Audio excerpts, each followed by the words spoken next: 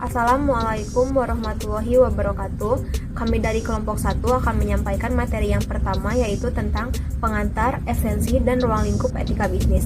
Adapun anggota kelompoknya, saya sendiri Fadila Nur Ajija, kemudian kedua rekan saya Jakarianda Saputra dan Robani Habli Mubarokah.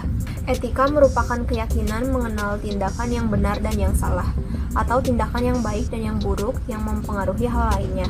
Etika bisnis adalah istilah yang biasanya berkaitan dengan perilaku etis atau tidak etis yang dilakukan oleh manajer atau pemilik suatu organisasi atau orang yang menjalankan bisnis.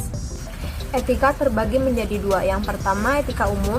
Etika umum membahas tentang kondisi-kondisi dasar bagaimana bertindak secara etis. Kemudian yang kedua ada etika khusus, ialah penerapan moral dasar dalam bidang kehidupan yang khusus, misalnya olahraga, bisnis, atau profesi tertentu. Adapun pengertian etika bisnis menurut bahasa Yunani yaitu ethos, berarti kebiasaan atau watak. Kemudian menurut bahasa Arab yaitu etika yang berarti ilmu akhlak. Dapat disimpulkan, etika secara umum adalah nilai, norma, atau aturan profesional tertulis mengenai sesuatu hal yang baik dan benar maupun tidak baik dan tidak benar. Secara sederhana, yang dimaksud dengan etika bisnis adalah cara-cara untuk melakukan kegiatan bisnis yang mencakup seluruh aspek yang berkaitan dengan individu, perusahaan, industri, dan juga masyarakat. Semuanya ini mencakup bagaimana kita menjalankan bisnis secara adil, sesuai dengan hukum yang berlaku, dan tidak tergantung pada kedudukan individu ataupun perusahaan di masyarakat. Zaman prasejarah, pada awal sejarah filsafat, Plato, Aristoteles, dan filsuf-filsuf Yunani lain menyelidiki bagaimana sebaiknya mengatur kehidupan manusia bersama dalam negara dan membahas bagaimana kehidupan dan kegiatan niaga harus diatur. Pada masa peralihan, pada tahun 1960-an, dimulainya pemberontakan terhadap kuasa dan otoritas di Amerika Serikat, revolusi mahasiswa di ibu kota Prancis, penolakan terhadap establishment kemapanan. Hal ini memberi perhatian pada dunia pendidikan, khususnya bidang keilmuan manajemen, yaitu dengan menambahkan mata kuliah baru dalam kurikulum dengan nama Business and Society. Kemudian etika bisnis lahir di Amerika Serikat tahun 1970, yang mana sejumlah filsuf mulai terlibat dalam memikirkan masalah-masalah etis di sekitar bisnis, dan etika bisnis dianggap sebagai suatu tanggapan tepat atas krisis moral yang sedang meliputi dunia bisnis di Amerika Serikat pada saat itu. Kemudian etika bisnis meluas ke Eropa pada tahun 1980. Etika bisnis sebagai ilmu baru mulai berkembang kira-kira 10 tahun kemudian. Terdapat forum pertemuan antara akademisi dari universitas-universitas serta sekolah bisnis yang disebut European Business Ethnic Network.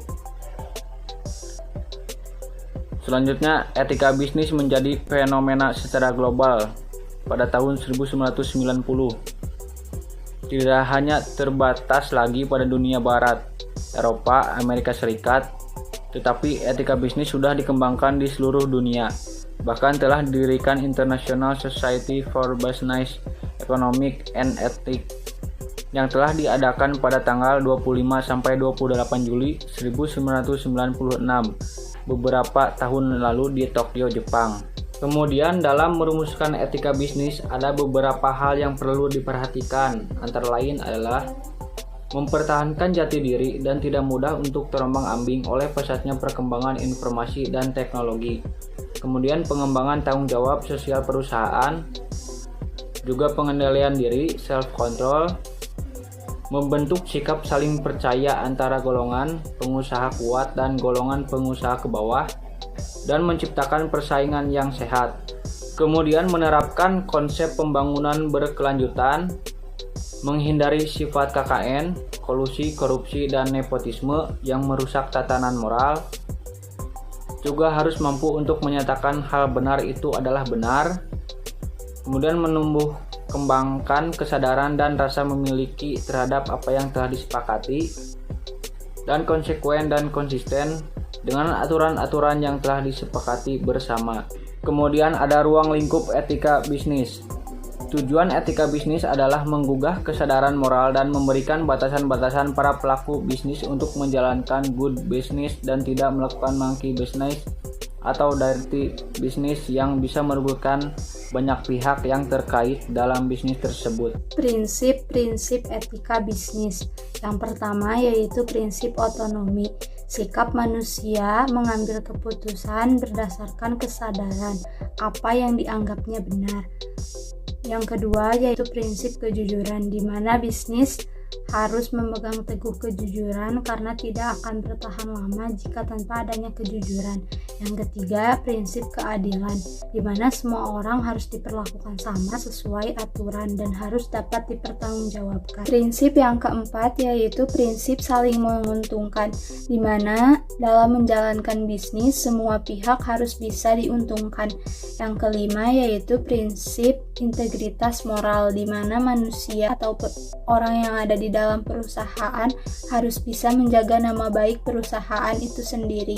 Ada 3 sasaran dan ruang lingkup etika bisnis, yaitu yang pertama etika bisnis sebagai etika profesi, yang bertujuan untuk menghimbau agar bisnis dijalankan secara etis dan baik.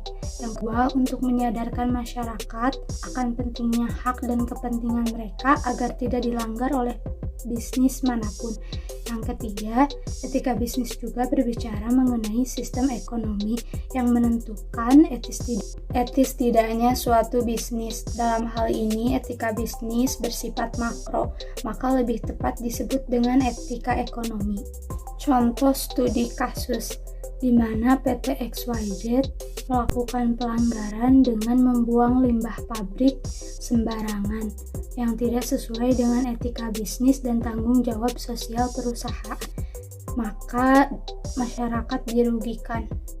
Faktor penyebab perusahaan melakukan pelanggaran, yaitu yang pertama menurunnya formalisme etis, yang kedua berkurangnya kesadaran moral utilitarian, yang ketiga peraturan dan undang-undang mengatur tentang bisnis dan perdagangan serta ekonomi masih kurang, yang keempat lemahnya lembaga yang mengatur hak-hak konsumen.